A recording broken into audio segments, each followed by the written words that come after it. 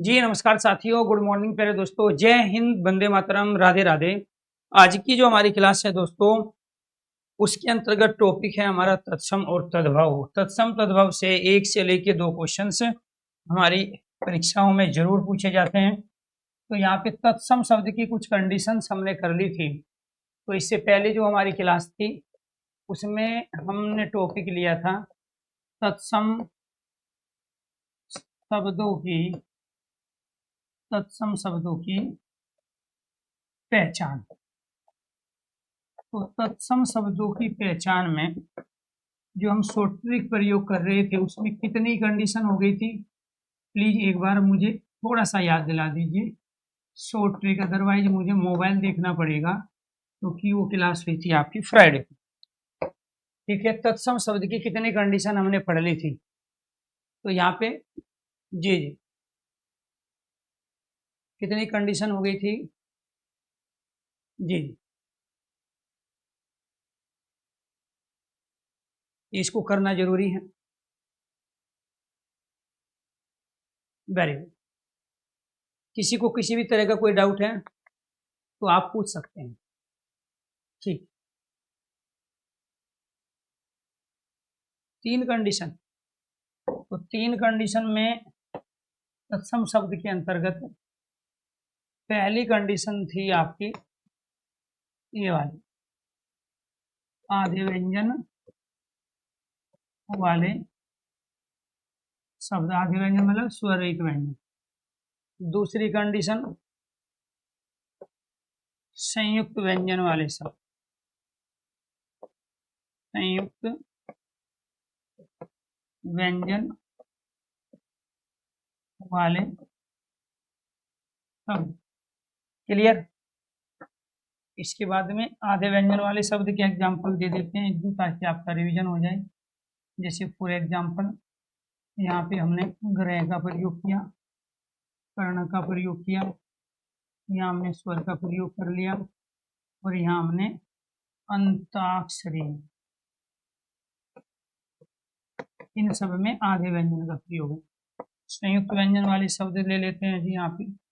जैसे हमने यहाँ क्षत्रिय का प्रयोग किया, छात्र का प्रयोग किया, ऐसे ही श्रीमान का प्रयोग किया, ठीक है, विज्ञान का प्रयोग किया। इन सब में क्या है जी, संयुक्त व्यंजन है। तीसरी कंडीशन है हमारी तत्सम शब्दों को पहचानने की, इससे बने रे से बने शब्द। ये भी तो आधा व्यंजन है। रे से बने शब्द कौन कौन से होंगे जी हमारे इसमें, देखो जैसे निर्धन है,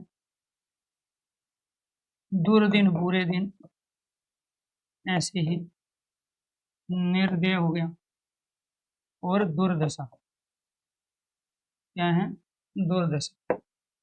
इसके बाद फोर्थ है री से बने शब्द।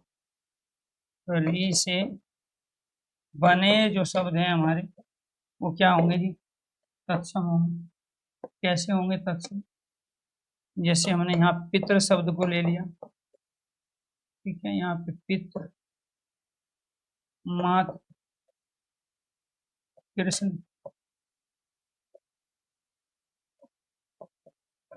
कर्ता और ये वाला कर। ठीक है, पांचवी कंडीशन देखो जी, ये सारे के सारे आपके क्या तत्सम शब्द है। पांचवी कंडीशन, शब्द का अंतिम वर्ण न हो। शब्द का जी अलंत चिंतक हो गया है, कोई बात। शब्द का अंतिम वर्ण, शब्द का अंतिम वर्ण न, ये वाला शब्द का अंतिम वर्ण न। जैसे शब्द का अंतिम वर्ण न में किसका प्रयोग करेंगे हम, पुराण, लक्ष्मण, पर्यावरण, ठीक है जी, ऐसे ही विष्णु। इसमें भी शब्द का अंतिम वर्ण क्या है। अब ये कंडीशन लग गई ना सब पे, देखो इसमें आधा गए हैं, ये यहाँ से लेके यहाँ तक ये आधा गए हैं, इसमें आधा ये है, इसमें आधा ये है, इसमें ये आधा है। इसमें संयुक्त व्यंजन ये है, इसमें ये संयुक्त व्यंजन, इसमें यहाँ तैरने वाला है ये वाला है, तो ये क्या कहलाएंगे आपके तत्सम कहलाएंगे। इसमें री यहाँ पे आ गया ये री, ठीक है जी, तो ये क्या कहलाएंगे आपके तत्सम। वो किसी में भी हो, जरूरी नहीं है ये है, ठीक है, किसी में भी हो। इसमें शब्द का अंतिम वर्ण न है, ये रहा इसमें न, इसमें शब्द का अंतिम वर्ण यहाँ पर आपका क्या है न, तो इसीलिए क्या कहलाएंगे तत्सम। 5 हो गए। इसके बाद आगे बढ़ते हैं छठी कंडीशन, ठीक है जी। जिस शब्द में,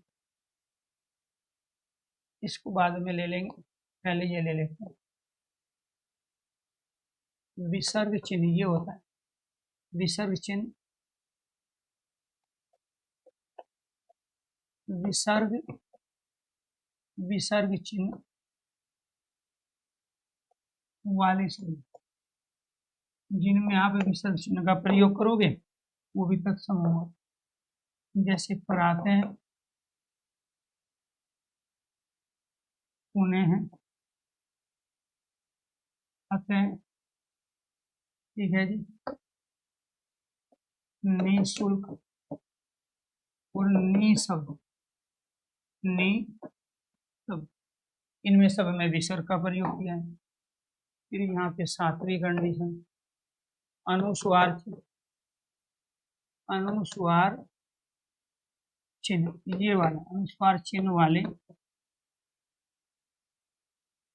अनुस्वार चिन्ह वाले शब्द, अनुस्वार चिन्ह वाले शब्द क्या हो जाएगा जी, जैसे मयंक है, संख्या है, अंकित है, अंकित है, मयंक, संख्या, अंकित और स्व, ठीक है जी। एनीथिंग और भी बहुत सारे शब्द, जैसे संविधान शब्द ले लिया, संसार ले लिया, ये सारे के सारे क्या हो गए आपके अनुस्वार चिन्ह वाले शब्द हो गए। ये सारे, अब वो बीच में आए, अंत में आए, ठीक है, ये शुरू के उसमें आ जाए शब्द के साथ। हलंत चिन्ह वाले, हलंत चिन्ह, हलंत चिन्ह ये आड़ी तिरछी रेखा होती है, हलंत चिन्ह वाले शब्द क्या कहलाएंगे आपके तत्सम। हलंत चिन्ह, वरण, मूल्यवान, विद्वान, गद्य और गद्य। इसके बाद 9वीं कंडीशन, 9वीं कंडीशन है जी आपकी, री और री वाले हो गए, आदि व्यंजन, संयुक्त व्यंजन, अंतिम वर्ण न हो गया, से, ये तालव्य से है, तालव्य से और मूर्धन्य से, तालव्य से और तालव्य से, तालव्य से, तालव्य से वाले, से वाले, तालव्य से का प्रयोग कैसे करेंगे, जैसे हमने यहाँ पे प्रयोग कर लिया विशाल,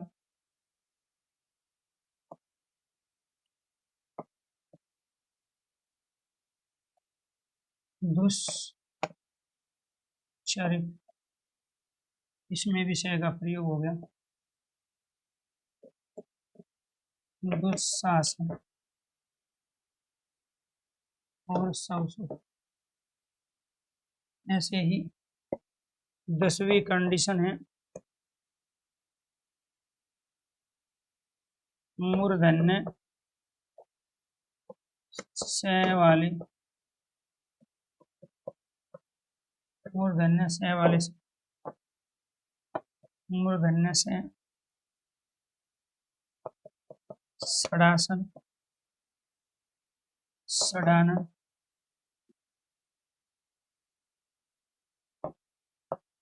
षड दर्शन,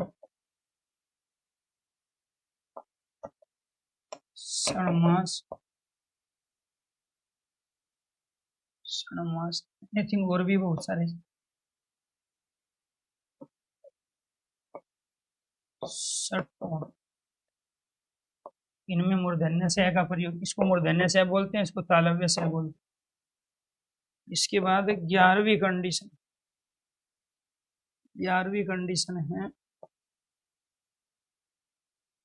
जटिल कठिन उच्चारण, जटिल कठिन उच्चारण व वर्तनी, जटिल कठिन उच्चारण व वर्तनी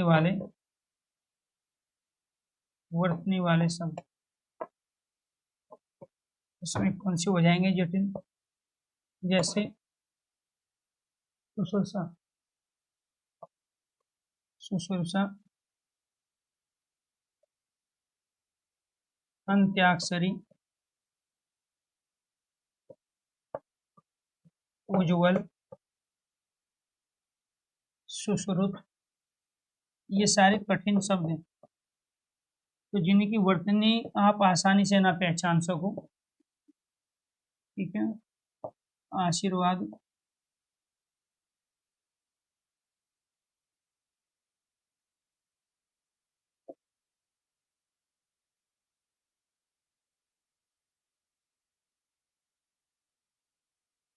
अनधिकार, तो जिन शब्दों की वर्तनी को आप आसानी से न पहचान सकते हो, न सही से उच्चारण कर पाए, अब इनमें गलती क्या करते हो आप ये देखो, क्योंकि ये वर्तनी के रूप में भी पूछे जाते हैं। इनमें गलती करोगे कि यहाँ पे इसमें छोटे ओ की मात्रा आती है, इसमें बड़े ओ की मात्रा आती है, यहाँ गलती करते हो। सुश्रुत में दोनों छोटे ऊ आते हैं, यहाँ गलती होती है। अंत्याक्षरी में यहाँ आधा नय और आधा तय होता है, और ये के साथ में ये, ठीक है। ऐसे यहाँ पे उज्ज्वल में दोनों जय आधे होते हैं। आशीर्वाद में रे वह पे आता है, यहाँ सह के साथ नहीं आता। ये अनधिकार होता है, अनाधिकार नहीं होता है, ठीक है। तो कर्तव्य, विद्यालय, परिषद, ये सब तत्सम होंगे। जी जी अविनाश, जो भी कंडीशन आपको बताने, जरूरी नहीं कि मैंने यहाँ जो 5 शब्द लिखे हैं वही होंगे, उसके अलावा कई लाख शब्द जो भी है। अब कर्तव्य में क्या है, अब देखो जी इसने पूछा है, अब ये जरूरी थोड़ी है कि यही कंडीशन अप्लाई हो, आपको पहली कंडीशन भी अप्लाई हो जाएगी। अब इन्होंने 3 शब्द लिए हैं, एक शब्द ले लिया इन्होंने कर्तव्य, एक शब्द ले लिया इन्होंने विद्यालय, और एक शब्द ले लिया इन्होंने परिषद। अब देखो इन पे सब पे कौन कौन सी कंडीशन अप्लाई हो रही है। इस पर यहाँ प्यारे दोस्तों तैरने वाला रहे हैं, आधा व्यंजन है, ठीक है। तैरने वाला रहे और आधा व्यंजन तत्सम हो गया। विद्यालय में क्या बना है, ये आधा दे और ये ऐसे, ये संयुक्त व्यंजन भी हो गया, और इसमें आधा व्यंजन भी हो गया, ठीक है। परिषद में यहाँ हलंत लगा है और मूर्धन्य से है, एक नहीं बल्कि दो कंडीशन अप्लाई हो रही। इसमें मूर्धन्य से है, इसलिए प्यारे दोस्तों ये क्या है, संस्कृत का तत्सम शब्द। यहाँ हलंत आया है, संस्कृत का तत्सम शब्द है। इसमें संयुक्त व्यंजन है, इसमें आधा व्यंजन है, इसमें आधा व्यंजन है, तैरने वाला रहे हैं, इसलिए ये व्यंजन क्या कहलाएगा, तत्सम शब्द कहलाएगा। तो कितनी कंडीशन हो गई जी आपकी, 11 कंडीशन। आ जाओ 12वीं को, ठीक है जी। तत्सम शब्दों की 12वीं कंडीशन,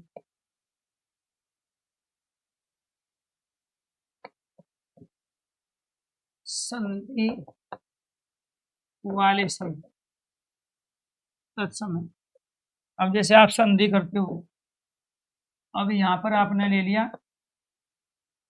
विद्यार्थी, ठीक है जी। यहाँ पे ले लिया आपने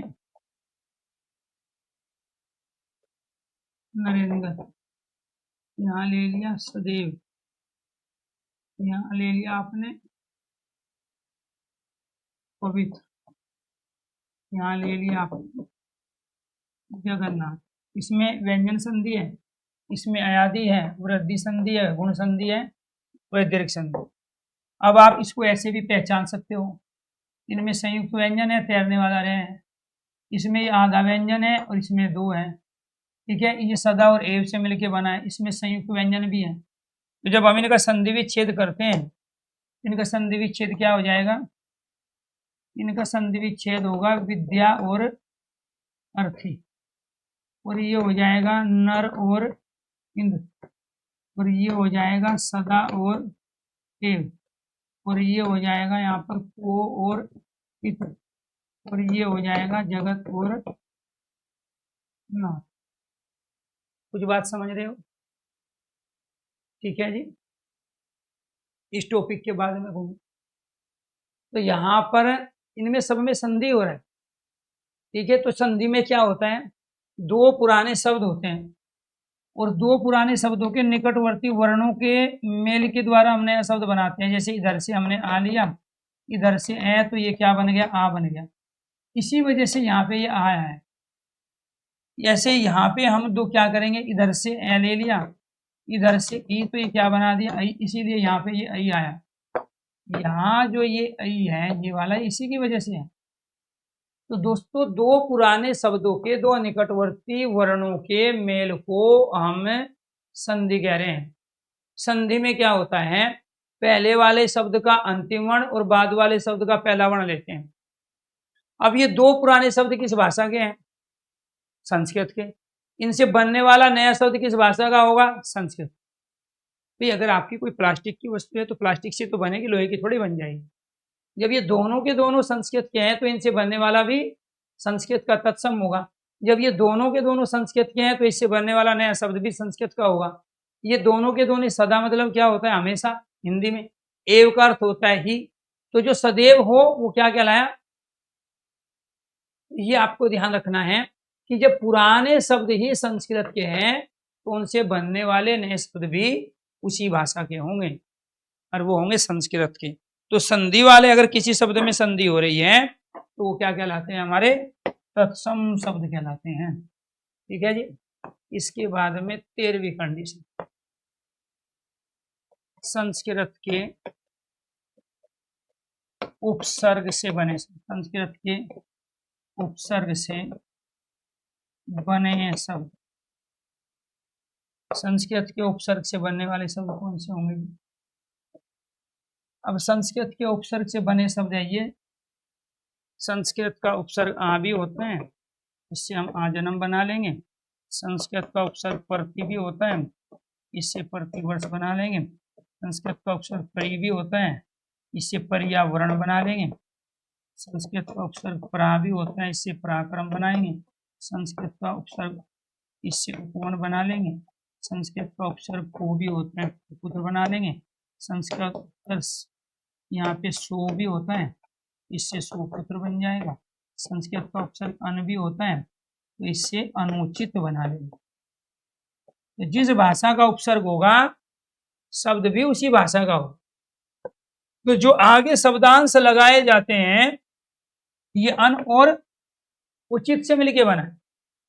ठीक है, ऐसे ही ये इसमें सु, इसमें कु, इसमें उप, इसमें परा, इसमें परि उपसर्ग है और आवरण पर्यावरण, इसमें अन उपसर्ग है, अन और उचित अनुचित, आधा न और इधर ऊ मिलके नु बनेगा। ये वाला आधा न, ये वाला ऊ मिलके क्या बन गया आपका नु। इसमें प्रति और इसमें आ। आप दूसरी कंडीशन भी तो लगा सकते हैं भाई इनके ऊपर। कैसे लगाओगे जी, देखो यहाँ पे क्या है जी, संयुक्त व्यंजन है, तैरने वाला रहे है, आधा व्यंजन है, दो व्यंजन एक साथ आए हैं, यहाँ पे संयुक्त व्यंजन है, इसमें आधा व्यंजन है। अब इसको कैसे करोगे, ये प्राचीन शब्द है, संधि हो रही है। जो कंडीशन आप पहले पढ़ लिए हैं, सीख लिए हैं, वो भी तो अप्लाई करो। इसमें क्या है, यहाँ पे आधा व्यंजन है, इसमें क्या है, तैरने वाला रहे हैं, इसमें मूर्धन्य से है, शब्द का अंतिम वर्ण नए है। ठीक है जी। इसमें क्या है, दो व्यंजन एक साथ आए हैं, ये इसमें उप उपसर्ग है संस्कृत का। ठीक है, इसमें क्या है, आधा व्यंजन भी है, संयुक्त व्यंजन भी है, इसमें आधा व्यंजन संयुक्त व्यंजन, इसमें संस्कृत का उपसर्ग है, प्राचीन शब्द है, पुराना शब्द है। ठीक है जी, वेरी। तो यहाँ पर ये आपको ध्यान रखना। यहाँ तक चीजें सही हुई, सब कुछ समझ में आ गया। अरे ये एक इतना बड़ा टॉपिक है जिसको आप बहुत कम समय में कंप्लीट कर रहे हो अगर ये लॉजिक समझ गए। देखो कई बार आप लोगों की जो प्रीवियस नॉलेज होती है ना वो आपको सीखने नहीं देती। प्रीवियस नॉलेज मतलब पुराना ज्ञान जो आप पहले से जानते हो उसके बारे में। ठीक है, यहाँ पे देखो संस्कृत के प्रत्यय से बने शब्द, संस्कृत के प्रत्यय से बने शब्द। अब संस्कृत के प्रत्यय से शब्द बनाओगे तो संस्कृत का बनेगा। कैसे बनेगा? जैसे लिखितुम, पठित्वा, पूजनीय, विज्ञाय, हसत। अब इनमें सब में संस्कृत का प्रत्यय लगा है। इनमें क्या लगा है? संस्कृत का प्रत्यय। कैसे लगा है? ये हो गया लिख और इसमें लगा है संस्कृत का प्रत्यय तुम। ये हो गया आपका पट, इसमें लगा है कत्वा पर। ये हो गया आपका पुज, इसमें लगा है अनियर प्रत्यय। ये हो गया वी, इसमें ज्ञा और लय पर। ये हो गया आपका हस और इसमें क्या हो गया आपका कत पर। जो बात समझ में आई? ये हस कत है, ये लयफ है, ये अनियर है, ये कतवा है, ये तुमुन संस्कृत के प्रत्यय। प्रत्यय जिस भाषा के होंगे शब्द भी उसी भाषा का है। अब मान के चलो प्रत्यय आपके हिंदी के हैं तो वो हिंदी के शब्द बनाएंगे। जैसे बचपन है, बच्चा में पन लगाया, बचपन, पागलपन, ठीक है। ऐसे बुढ़ापा है, बुढ़ा में आपका प्रत्यय लगाएंगे तो बुढ़ापा आ गया। तो ये आपको ध्यान रखना है। तो संस्कृत के प्रत्यय से संस्कृत के शब्द तत्सम बनेंगे, हिंदी के प्रत्यय से हिंदी के तद्भव शब्द बनेंगे, संस्कृत के उपसर्ग से तत्सम शब्द और हिंदी के उपसर्ग से तद्भव शब्द। जिस भाषा का उपसर्ग होगा, उपसर्ग उस शब्दांश को कह रहे हैं जो किसी शब्द के आगे शब्दांश के रूप में आता है। तो जन्म मूल शब्द है, वर्ष मूल शब्द है, आगे जो शब्दांश लगा है उसको क्या कह रहे हैं? उपसर्ग कह रहे हैं। ठीक है, तो ये कितनी कंडीशन हो गई आपकी? संस्कृत के प्रत्यय से बने शब्द। इसके बाद लास्ट कंडीशन है आपकी 15वीं, वे प्राचीन शब्द, वे प्राचीन शब्द जिनका प्रयोग वर्तमान में बहुत कम, जिनका प्रयोग वर्तमान में बहुत कम किया जाता है। अब ये कौन से प्राचीन शब्द है?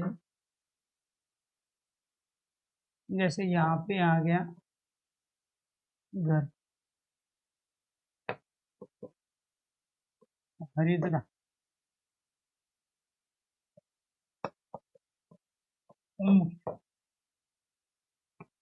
ओट, खेत, रात्रि, मेव। अब इनकी जगह आप प्रयोग क्या करते हो? इनकी जगह प्रयोग करते हो आप घी का, इसकी जगह हल्दी, यहाँ पर ऊंट, इसमें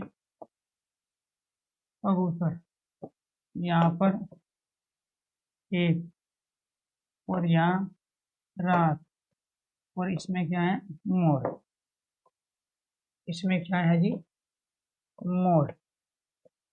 तो ये आपको ध्यान रखना है, ठीक है। तो इसमें क्या है? इसमें है तत्सम और ये क्या है? ये है तद्भव, ठीक है जी।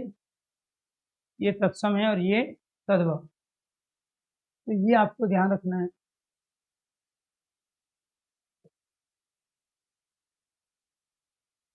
तो जो प्राचीन शब्द है जिनका प्रयोग, इनका प्रयोग हम कम करते हैं रोजमर्रा की जिंदगी में, आप इनका प्रयोग रोज कर रहे हो, ठीक है। तो ये सरल सुगम आसान हिंदी के और ये डिफिकल्ट संस्कृत के होते हैं जी। इसके बाद ये देखो जी, संस्कृत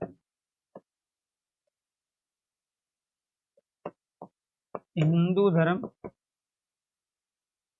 हिंदू धर्म, हिंदू धर्म संस्कृति संस्कार के, हिंदू धर्म संस्कृति संस्कार के परिचायक शब्द, हिंदू धर्म संस्कृति संस्कार के परिचायक शब्द, परिचायक शब्द, हिंदू धर्म संस्कृति संस्कार के परिचायक शब्द।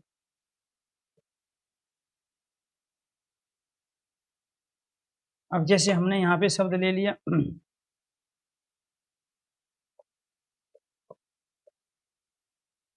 ब्राह्मण,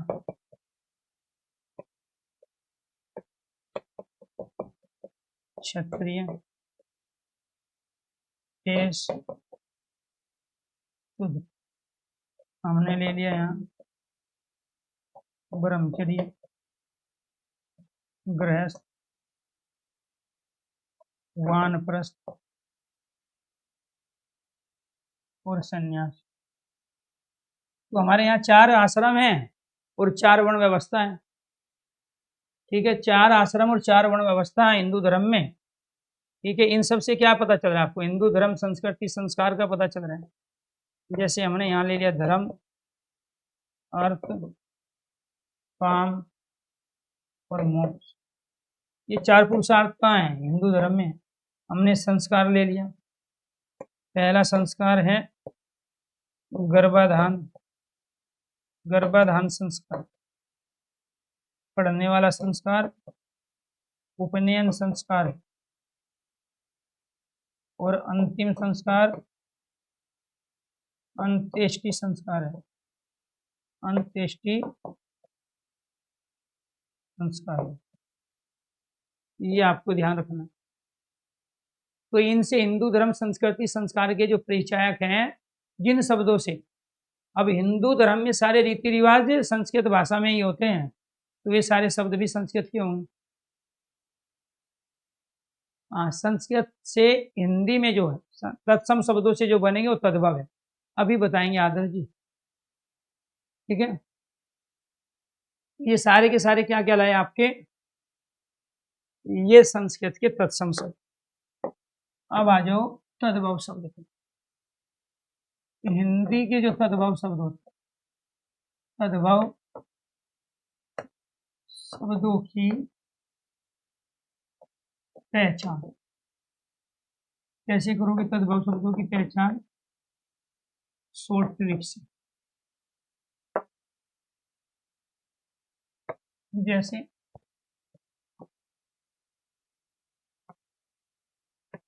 अर्धचंद बिंदु, अर्धचंद बिंदु, अर्धचंद बिंदु चिन्ह, अर्धचंद बिंदु चिन्ह, अर्धचंद बिंदु चिन्ह वाले शब्द। तो अर्धचंद बिंदु चिन्ह वाले शब्द कौन से होते हैं? आंख, दांत, मुंह, अंधेरा, चांद और दूसरा उत्क्षेपित या ताड़नजात, उत्क्षेपित या ताड़नजात व्यंजन वाले शब्द, उत्क्षेपित या ताड़नजात ड और ढ, ड और ढ, ये कौन से हैं? सड़क, लड़का, डंडा, मेंढक, पढ़ना, गढ़ और गढ़। इनका प्रयोग या तो शब्द के बीच में होता है या फिर अंत में। देखो यहाँ पे अंत में हो रहा है, यहाँ बीच में, यहाँ अंत में हो रहा है और यहाँ बीच। तो ये दो उत्क्षेपित या ताड़नजात व्यंजन कहलाते हैं हमारे। इनके नीचे जो बिंदी आती है ना, तो ये उछलकर इस पर टिक जाती है, झटके के साथ हम इनका प्रयोग करते हैं। तो ये क्या है, अपवाद पे मत जाओ जी, अविनाश जी जितना कह रहे हैं उतना सीख लो, उससे काम हो जाएगा आपका, ठीक है। तो ये क्या है, आपके उत्क्षेपित या ताड़नजात व्यंजन है, ठीक। इसके बाद तीसरा देखो,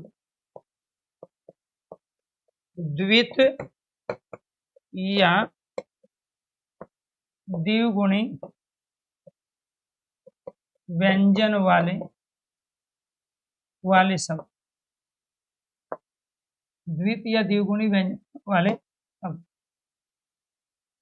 ये कौन से होंगे जो द्वित या द्विगुणी? बच्चा, डिब्बा, पप्पू,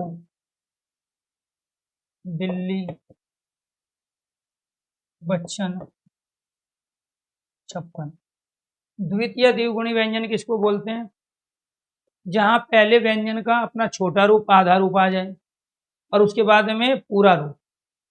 यहाँ पे ये आधा व्यंजन है, फिर ये पूरा व्यंजन के दो रूप होते हैं, जिसको द्वित या द्विगुणी कहते हैं, एक स्वर रहित और एक स्वर सहित। तो जो स्वर रहित है वो आधा व्यंजन है, जो स्वर सहित है वो पूरा व्यंजन कहलाता है। बिल्ली में क्या है, पहले आधा लय और फिर वही पूरा आ गया है, स्वर रहित और स्वर सहित, तो क्या कहलाता है? तो ये आपको ध्यान रखना है। तो इसमें क्या है, द्वित व्यंजन। तो ये क्या कहलाए आपके? सरल सुगम भी हैं, इनको आप आसानी से उच्चारण भी कर सकते हो, आसानी से इनकी वर्तनी भी पहचान सकते हो, इनकी वर्तनी को पहचानने में कोई दिक्कत नहीं, ठीक है जी। यहाँ अंत में तो नहीं है ना जी, सन्नी, अगर शब्द के अंत में नहीं आ जाता तो तत्सम होता, लेकिन इसमें तो उत्क्षेपित आया, तो आपको ये नहीं दिखाई दे रहा है। तो इसीलिए सीरियस होके पढ़ो। मैंने कहा जो आप पहले से किसी टॉपिक के बारे में जानकारी रखते हो वो आपको सीखने नहीं देती है। आप अपने आप को ये मान के चलो कि हमें कुछ नहीं आता है तत्सम तद्भाव के बारे में या किसी भी टॉपिक के बारे में, और जो नया तरीका आपको बताया जा रहा है उससे पढ़ो, क्योंकि आप कॉम्पिटिटिव एग्जाम में हो, आपको डिग्री इकट्ठी नहीं करनी है कि आप कैसे भी पढ़ लोगे, जाके लिख दोगे और आपको नंबर मिल जाएंगे। तो आपको अपनी सीट निकालनी है। बहुत सारे जो बच्चे हैं जो फार्म भरे हैं उनमें से, ठीक है, कई हजार बच्चों में से अपनी सीट आपको निकालनी है। और वो कब निकलेगी? वो निकलेगी जब आपके पढ़ने का तरीका, चीजों को परखने और देखने का तरीका, समझने का तरीका अलग होगा। अब मान के चलो मैं ये नहीं कराता और मैं यहाँ क्वेश्चन ले आता हूँ जी, तत्सम और तद्भव की कोई कंडीशन नहीं होती, कोई डेफिनेशन नहीं होती, ठीक। और मैंने कहा कि ये तत्सम है जी, ये इसका तद्भव है, ये तत्सम है तद्भव, तो क्या उससे हमारा टॉपिक पूरा हो जाता? तो ये कंडीशन कैसे आई कि जब हम संस्कृत में चीजों को देख रहे थे तो संस्कृत भाषा की अपनी कुछ विशेषताएं थी, और वही सारी विशेषताएं मैंने आपको 16 कंडीशन में सामने रख दी। आप अप्लाई करोगे उसको, तत्सम तद्भाव का जब क्वेश्चन पूछेगा, आपको दोनों की कंडीशन पता है तो दोनों की कंडीशन अप्लाई करके आप शब्द को पहचान सकते हो। इसके बाद आ जाओ जी यहाँ पे फोटो, सरल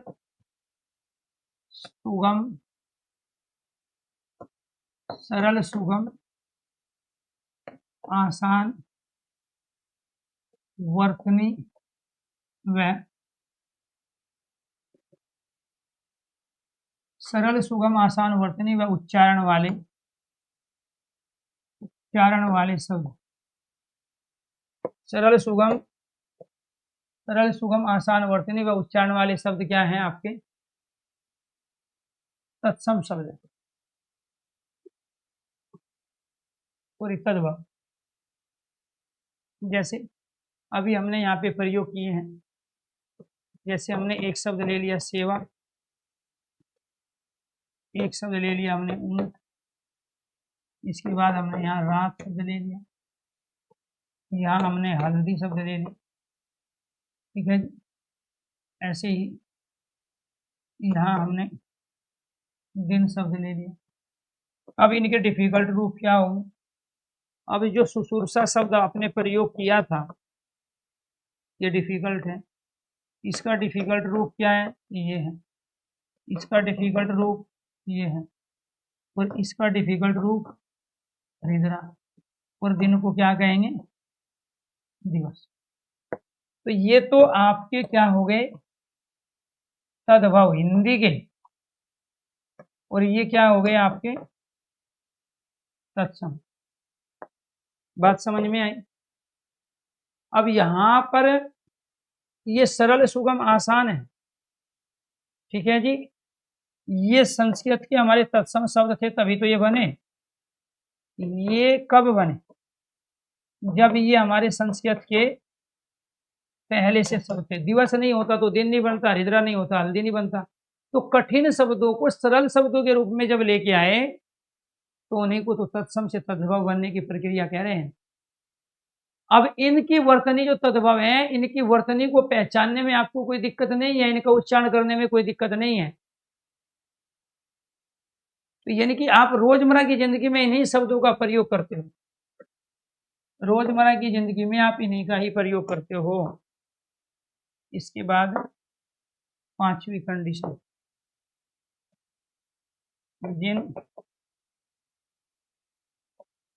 जिन शब्दों का प्रयोग वर्तमान में बहुत अधिक, जिन शब्दों का प्रयोग वर्तमान में बहुत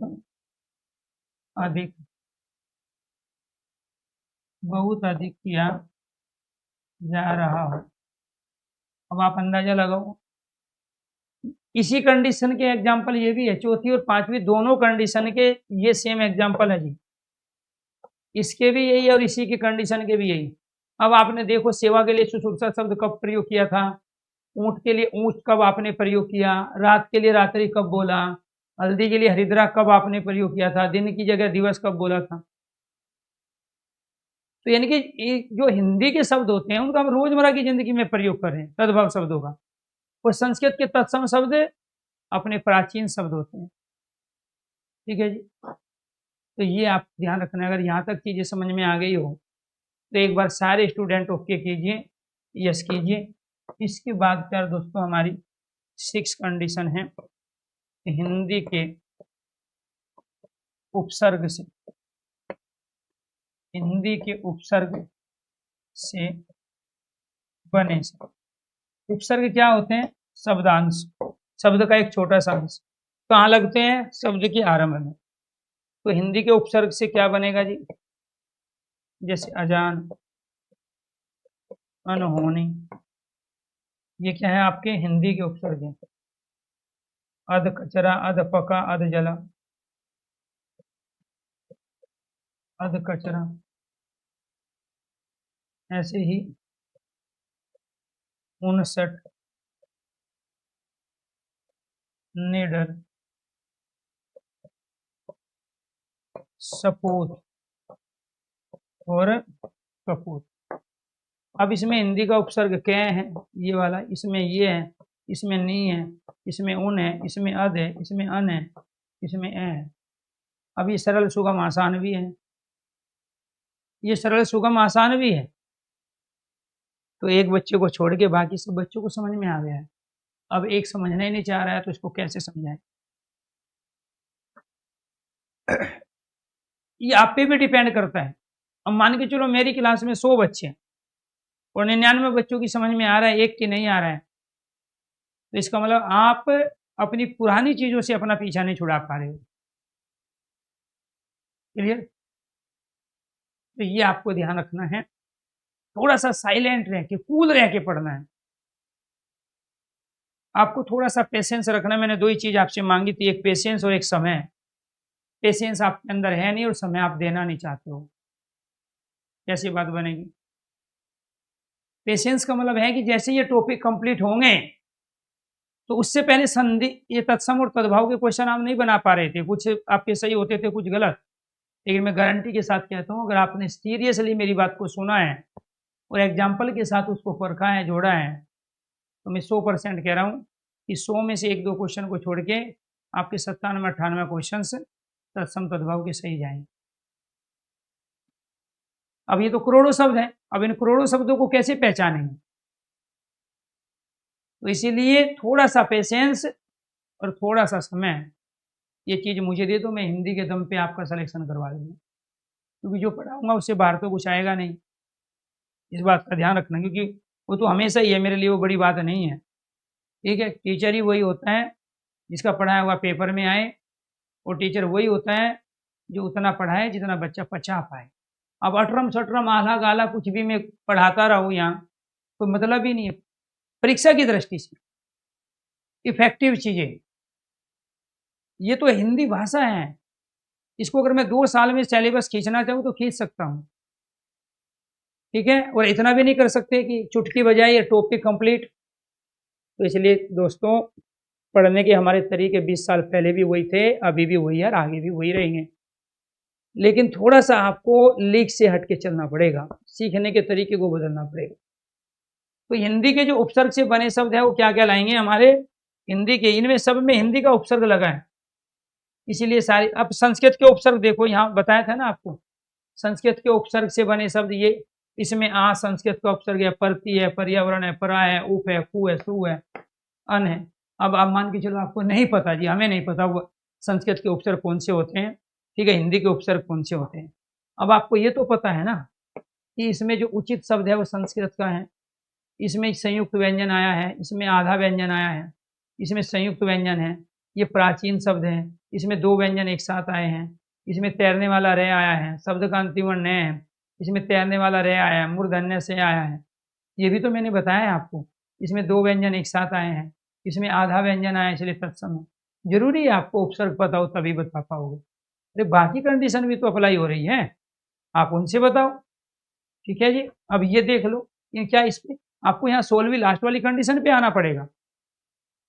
आप इसको वैसे भी तो पहचान सकते हो भाई, इसमें 2 व्यंजन एक साथ, 2 व्यंजन एक साथ, शब्द का अंतिम वर्ण है, ये संयुक्त व्यंजन है, इसमें आधा व्यंजन है वो भी तालव्य है, इसमें 2 व्यंजन एक साथ है, तालव्य भी आया है, इसमें भी 2 व्यंजन एक साथ है, तैरने वाला रे आया है, इसमें भी यहाँ पे री आया है, ये आधा गे है, इसमें आधा व्यंजन है, यहाँ भी 2 व्यंजन एक साथ है, इसमें भी आधा व्यंजन आया, यहाँ अनुस्वार लगा है, यहाँ ये आधा ने है। आप इससे भी तो कर सकते हैं, इसमें तैरने वाला, इसमें तैरने वाला है, ठीक है, काम और कार्य है, ये दोनों को दोनों तत्सम शब्द है, काज तद्भव होता है, इसमें संयुक्त व्यंजन आया है, इसमें तैरने वाला रहे हैं, इसमें यहाँ अनुस्वार है, आधा व्यंजन है, इसमें उप है, इसमें यहाँ अनुस्वार है, इसमें यहाँ आधा ने है, इसमें यहाँ से है, ठीक है, इसमें यहाँ अनुस्वार आया, इसमें क्या है, यहाँ से है। तो ये अपने आप में जरूरी थोड़ी ही आप लास्ट वाली कंडीशन अप्लाई करो। अब निडर में क्या है, जरूरी है आप इसमें नी उपसर्ग है हिंदी का, इसमें ये भी तो लगा हुआ है डे, ये रहा उत्तक्षेपित व्यंजन, तो आपको क्या बताया गया, ये कंडीशन उत्तक्षेपित ताड़न जात व्यंजन, जैसे इसमें आया, सड़क में आया है ना ये डे, तो निडर में आप इससे पहचानो ना, ये सरल सुगम है। तो हिंदी के उपसर्ग से बने शब्द हमारे प्यार दोस्तों हिंदी के होंगे, ठीक है, और हिंदी के प्रत्यय से बने शब्द भी हिंदी के। इसके बाद में क्या है, हिंदी के प्रत्यय से बने शब्द, हिंदी के प्रत्यय से बने शब्द कैसे बनेंगे हिंदी के, जैसे बचपन है, मिठास, बुढ़ापा है, लिखावट है, यक्कड़ है, लाड़ी, ठीक है।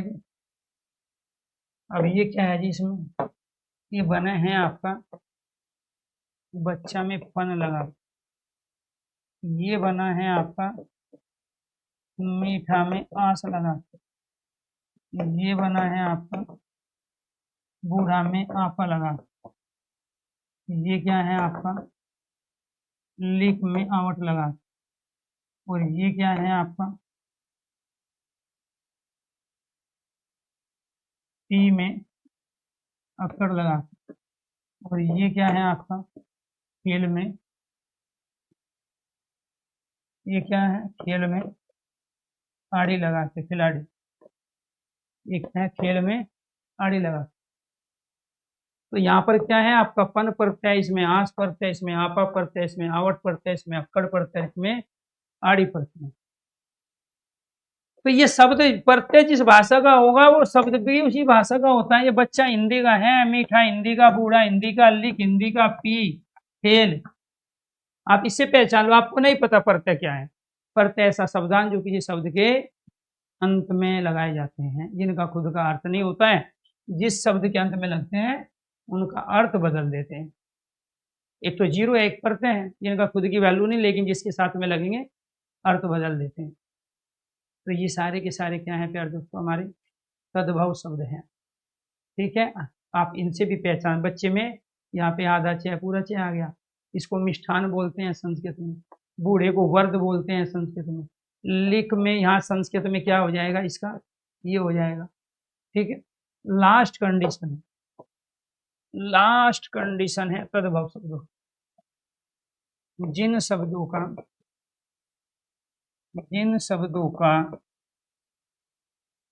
कोई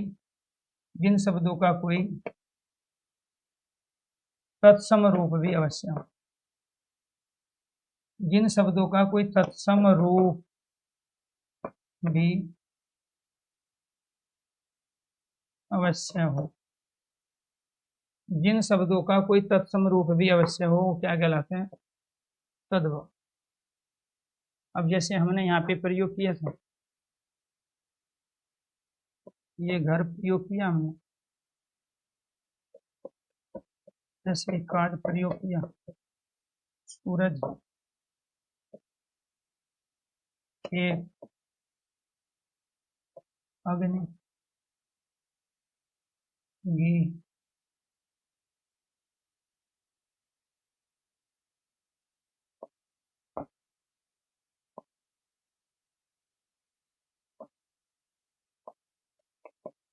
होता। ठीक है जी, अब इसका क्या है जी तत्सम, ग्रह, इसका क्या है जी कार्य, इसका क्या है सूर्य, इसका क्या है जी खेत, इसका क्या है आग, इसका क्या है रथ, और इसका क्या है कपोत। तो ये आपको ध्यान रखना है, ये क्या, ये आपके तत्सम है। अगर ये तत्सम नहीं होते तो आज हमारे पास ये तद्भव भी नहीं होते। अरे दोस्तों, जो आप में से नए बच्चे हैं जो मेरे से पहली बार पढ़े, तो आपसे रिक्वेस्ट है, गुजारिश है, 5 क्लास का वेट करो। आप एक दिन में पढ़ के किसी की पढ़ाने की शैली को नहीं परख सकते हो। ठीक है, उसका टीचिंग मेथड से आप परिचित नहीं हो सकते हो, आपको समय देना पड़ेगा। जो बच्चे पहले से पढ़े हुए हैं, चाहे वो यूट्यूब चैनल से पढ़े हो या किसी दूसरे से, ठीक है, तो आपको ध्यान रखना है, उनको दिक्कत नहीं होगी। लेकिन जो मेरे से पहली बार पढ़ रहे हैं, तो आपसे रिक्वेस्ट है, गुजारिश है, थोड़ा सा समय दीजिए, क्योंकि टीचर के पढ़ाने के तरीके से जब तक वाकिफ नहीं होंगे, उसके टीचिंग स्टाइल से परिचित नहीं होंगे, उसके टीचिंग स्किल से परिचय नहीं होंगे, तब तक चीजें नहीं आप पकड़ पाओगे। क्योंकि आपको तो पुराने तरीके से पढ़ना था, जैसे आप पढ़ते आए हो।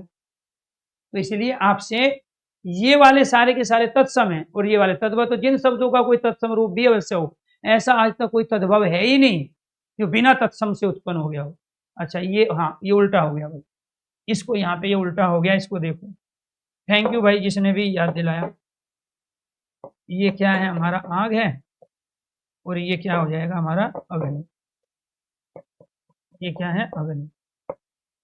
ये सरल है, ये सारे के सारे सरल है, और ये क्या है, ये कठिन है। तत्सम तद्भव में यही होती है। तो आज के लिए इतना ही। सभी साथियों को नमस्कार, धन्यवाद। तो दोबारा से फिर मिलेंगे प्यार दोस्तों आपको देसी विदेशी संकर शब्दों के साथ।